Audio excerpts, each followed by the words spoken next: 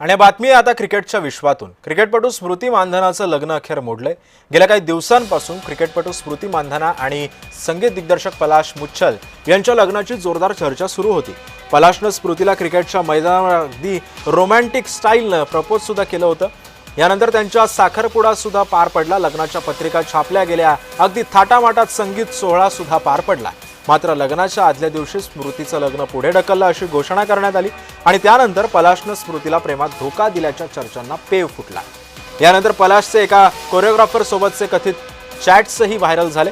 आता अखेर या सर्व प्रकरणावर स्मृतीची पहिली प्रतिक्रिया समोर आली आहे। लग्न मोडलं असल्याचं स्मृती मानधनानं आपल्या इंस्टाग्राम पोस्टमध्ये म्हटलंय। त्यानंतर लगेचच लग्नाबद्दल पलाश मुच्छलने सुद्धा पोस्ट केलेली आहे।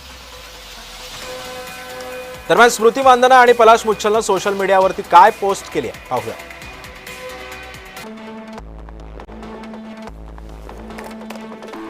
गेल्या काही आठवड्यांपासून माझ्या वैयक्तिक आयुष्याबद्दल खूप चर्चा आणि अफवा पसरतायत, म्हणून मला आता याविषयी स्वतः बोलणं गरजेचं वाटतं।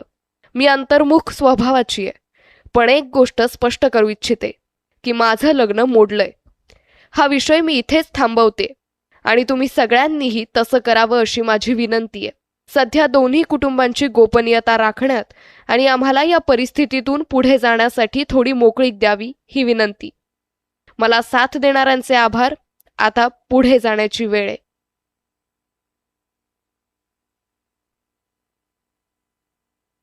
मी माझ्या आयुष्यात पुढे जाण्याचा आणि माझ्या वैयक्तिक नातेसंबंधातून एक पाऊल मागे घेण्याचा निर्णय घेतलाय।